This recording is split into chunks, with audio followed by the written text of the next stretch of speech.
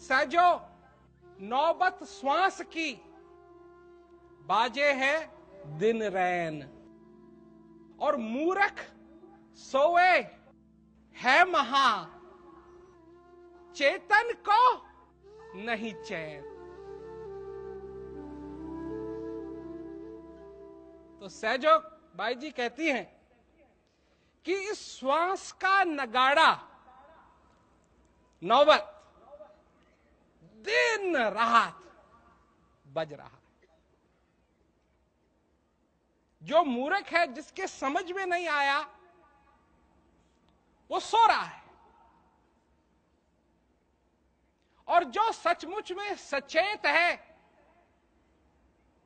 वो सुनता है इस नगाड़े को, वो सुन रहा है, उसको चैन नहीं है, वो नाचना चाहता है इस नगाड़े के साथ। वो उस ताल में नाचना चाहता है जो उसका हृदय उसको बार बार नाचने के लिए मजबूर करता है। श्वास सुफल सो जाने, जो सुमिरन में जाए। और श्वास यूं ही गए करी करी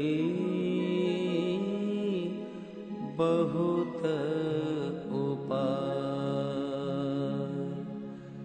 करी करी बहुत उपाय।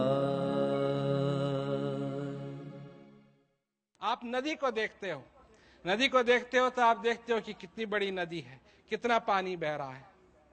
एक बात याद रखना, एक बात याद रखना, नदी क्या है? क्या है नदी? एक एक बूंद है नदी। नदी नदी नहीं है, नदी है एक एक बूंद जो मिल गई हैं। और ये कहां से चालू हुई? ये एक बूंद से चालू हुई। एक बूंद कहीं टपक टपक टपक टपक टपक टपक करके एक छोटा सा झरना बना। झरने को कहीं ले जाया गया, किसी और झरने से मिला, किसी और झरने से मिला, किसी और झरने से मिला, किसी और छोटी सी नदी से मिला। करते करते करते करते नदी बन गया। नदी क्या, बड़े बड़े सरोवर जो हैं वो सब एक एक बूंद से बने। बूंद को भूल मत जाना कि बूंद में क्या ताकत होती है। जब पानी चलता है, ये उसी बूंद की बात कर रहा हूं मैं, जो बूंद बेचारी एक होने से कुछ भी नहीं कर सकती, टपकती है टपकती है टपकती है, पर जब मिल जाती है ये बूंद बन जाती है नदी, तो बड़े से बड़े पहाड़ों को इधर से उधर कर देती। यह है उस बूंद की ताकत, यह है उस बूंद की ताकत, यह है उस बूंद की ताकत। जो समय आप अपने जीवन में, क्यों, आप एक दिन को पहचानते हैं, आप एक हफ्ते को पहचानते हैं, आप एक महीने को पहचानते हैं, आप एक साल को पहचानते हैं, पर आप एक श्वास को नहीं पहचानते। यह श्वास क्या है? यह है एक एक बूंद जो आपके अंदर आ रही है। यह है बूंद आपकी जो आपके अंदर टपक रही है, टपक रही है, टपक रही है। और क्योंकि ये टपक रही है और ये फिर क्योंकि आती जाती है, इसलिए एक साल है, इसलिए एक घंटा है, इसलिए एक मिनट है, इसलिए 100 साल है। इसकी ताकत मत भूल जाना, क्योंकि इसकी ताकत से मनुष्य, पहाड़ तो क्या, दुनिया को इधर से उधर कर सकता है।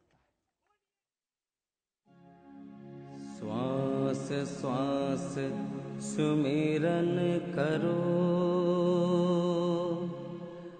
बिरथा श्वास न खोए।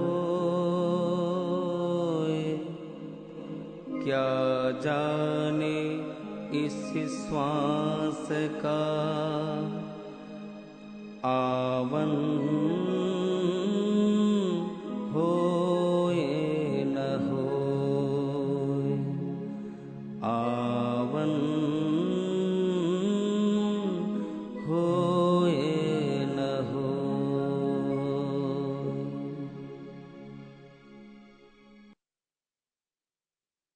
यही मैं कह रहा हूं आपसे कि अगर आप नहीं समझ पाए इस आशीर्वाद को जो आपको बनाने वाले ने दिया है, क्यों कि हम तुलना करते हैं जो कुछ भी हमारे साथ इस जीवन के अंदर होता है, संसार के अंदर होता है, हम हर एक चीज की तुलना उसी प्रकार करते हैं। तो हमको मालूम है कि महंगी चीज मुफ्त में नहीं मिलती। इस दुनिया के अंदर महंगी चीज मुफ्त में नहीं मिलती, और जो मुफ्त में मिलती है वो ज्यादा महंगी नहीं होती। तो हम ये भी अपनी जिंदगी के बारे में समझने लगते हैं कि क्योंकि हमको मिली है, हमने तो कोई पैसा नहीं दिया इसके लिए, मुफ्त में ही मिली है, तो इसकी कोई कीमत नहीं है। दरअसल में सत्य यह है कि ये जीवन, ये एक एक आपका श्वास इतना कीमती है कि दुनिया की सारी दौलत भी एक श्वास के बराबर नहीं है। इतना कीमती है, और ये आपको मिला है एक बार नहीं। आपको तो ये भी नहीं मालूम कि दिन में कितनी बार आपको मिलता है। तुम धनवान बनना चाहते हो, पहले ये तो जान जाओ कि तुम पहले से ही कितने धनवान हो। अरे जितने तुम धनवान हो तुम तो गिन भी नहीं सकते, क्योंकि ये श्वास रूपी धन, सांस रूपी प्रसाद तुम्हारे अंदर आ रहा है और जा रहा है। यह है भगवान की कृपा, यह है भगवान की करुणा। कभी अगर तुम्हारे जीवन के अंदर दिक्कत आए, मुश्किलें आए, इस श्वास की तरफ जरा ध्यान देना, क्योंकि उस मुश्किल के अंदर भी वो बनाने वाले ने तुमको भुलाया नहीं है। चाहे कितनी भी कठिनाई तुम्हारे जीवन के अंदर आए, वो बनाने वाला उस समय भी तुमको प्रसाद दिए जा रहा है, दिए जा रहा है, दिए जा रहा है। मैं कह रहा हूं कि सारे संबंधों से एक संबंध है जो सबसे श्रेष्ठ है। एक ऐसा संबंध है जो कि कभी टूटेगा नहीं। क्या तुमने उस संबंध को जमा करके देखा है, लगा करके देखा है अपनी जिंदगी में? तुम दुनिया से प्रेम करते हो, चीजों से प्रेम करते हो, अपने परिवार से प्रेम करते हो। एक प्रेम है जिससे कि तुम प्रेम कर सकते हो, जो कभी तुमको तोड़ना नहीं पड़ेगा।